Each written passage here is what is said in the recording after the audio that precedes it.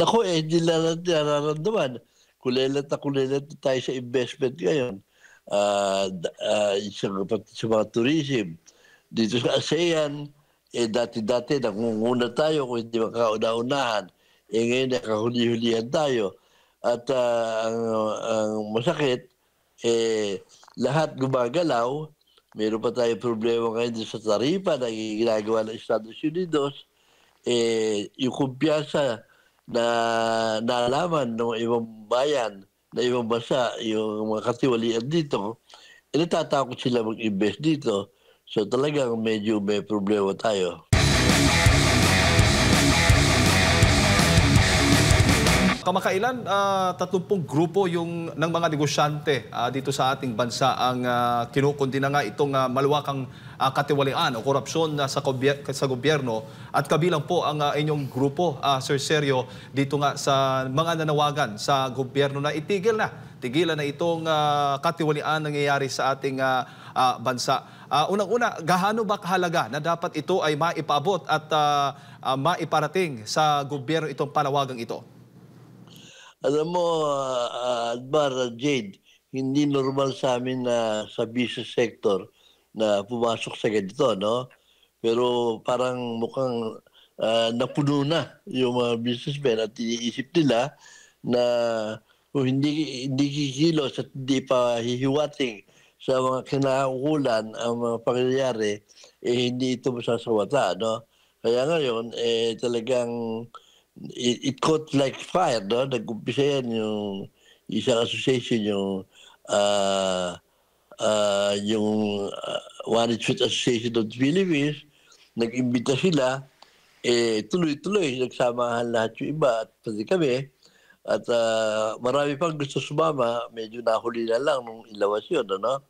So, importante na ang mga businessmen talaga na hindi normal nila nakikialam, maimahiwatig na sa mga kinaukulan na talagang hindi na, puno-puno na at kailangan talagang masawata na ito mga ginagawa nila. Opo.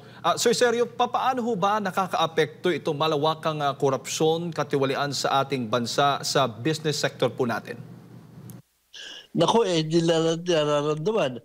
Kulelat na tayo sa investment ngayon. Pati sa mga tourism. Dito sa ASEAN, dati-dati nangunguna tayo kung hindi makauna-unahan.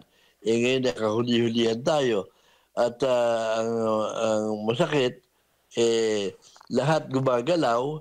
Meron pa tayong problema ngayon sa taripa na ginagawa ng Estados Unidos. Yung kumpiyansa na nalaman ng ibang bayan, na ibang bansa, yung mga katiwalian dito, natatakot sila mag-invest dito. So talagang medyo may problema tayo. Opo. Sa mungkahi ho ba o panukala ng grupo, paano ho ba masusugpo o matigil itong katiwalian nga sa ating bansa? Alam mo, yung sa grupo, iba-ibang klase. Merong mga grupo ng mga accountant dyan, merong grupo ng mga sa marketing, merong grupo ng iba-iba at kalat niya sa Pilipinas. Importante na ito, yung mga nalalaman nila, yung mga pwede nila madiskubre, pagsama-sama at matutukan itong mga ito para maipakawati sa ating gobyerno at sa mga ibang kababayan natin kung sino ito mga gumagawa nito, paano nilang ginagawa at para ito masawata. Po. Ano ho ba ang tingin o pananaw ng mga grupo, tulad na lamang po ng grupo po ninyo, alin ho ba sa mga ahensya ng gobyerno ang partikular na binabanggit po na may problema sa katiwalian ngayon? Alam mo naman, unang-una, yung nag-umpisa sa budgeting Doon unang lumabas yan. Ang nakakasyak, akala nung una, dati-dati, nangyayari yan. Pero ito, grabe. Bilyon-bilyon, daan-daan bilyon pala yung nangyayari, no? At ngayon lumalabas, sana, kaya kung narinig ko na independent commission at yung mga taong, mapagkakatiwala na ilagay dyan. Hindi yung sila rin, ano? At the earlier, the better. Baka by the time na kumikilo sa ating gobyerno, nasa abroad ang lahat yung mga yan. Opo.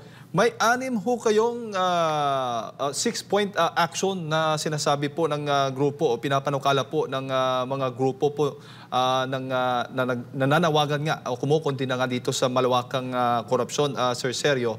Basahin ko lamang yung ilan para lang malaman ng ating mga kababayan, Ginoong Sergio. Ang una, help identify those who have been guilty in the conspiracy to steal from the people. At pangalawa, itong actively participate in and support citizen and voter education campaigns to make the people aware of the evils of corruption and other malgovernance practices so that citizens can discern and elect officials who have good anti-corruption records.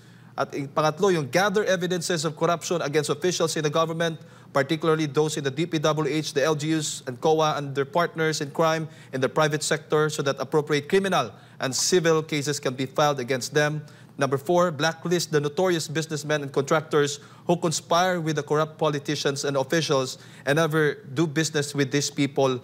Number 5, lead the individual signing of the integrity pledge, where among others, the leader and the company he leads shall not bribe any politician or government official in exchange for project approvals or favors. And number 6, encourage the financial sector, particularly the banks and the Anti-Money Laundering Council or AMLAC to be one with us in bringing out the money launderers and their unexplained wealth within legal and regulatory boundaries. Ito ho bang 6-point action plan po ninyo ay naipaabot na ninyo sa Pangulo?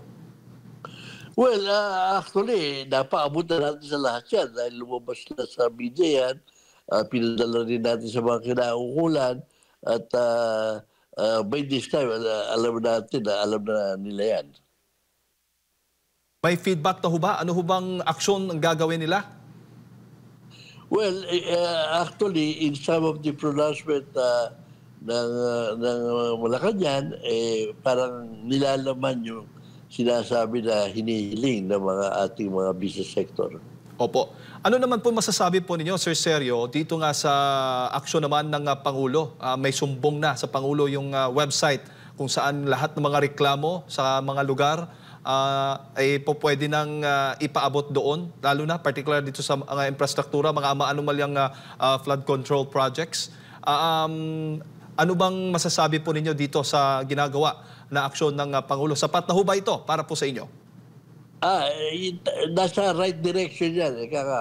Pero hindi pa sapat yan. Importante, talaga yung makita natin na meron yung mga guilty na mga nagdakaw sa kabanang bayan, maparusahan immediately. Opo. Yung galit naman ng Pangulo, sa tingin po ninyo, sapat na yun para talaga matakot yung mga korap na opisyal ng gobyerno? Well, importante yung magalit, pero kung hanggang hindi natin nakikita na meron talagang napaparusahan, hindi sapat yun.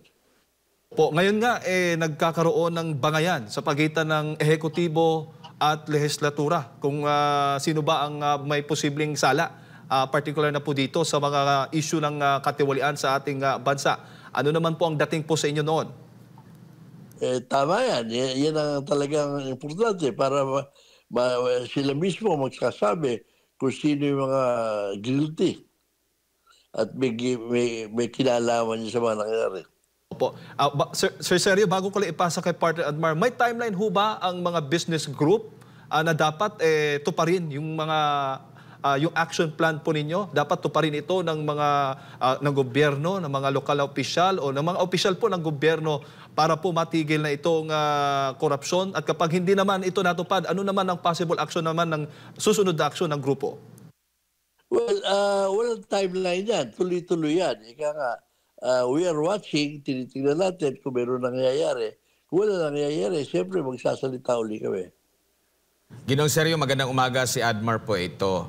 Kapansin-pansin na parang itong mga nasa private sector o ang mga contractor kung tawagin, ang nadidiin po dito. No? Ano pong masasabi nyo rito, lalo na't wala pang nabubulgar talaga, lalo na pinag-uusapan ng mga congressman na involved o mga politiko na involved po dito? Sa inyong mga kasamahan sa private sector po ang unang nadidiin po, Ginong Sergio? Well, wala naman, hindi naman importante sino na una. Importante, at the end of the day, mabilisan, malaman natin kung sino naman yung mananya sa gobyerno na guilty at kung hindi lalabas yan, siyempre tayo, madi-discourage tayo. Kikibo tayo ulit.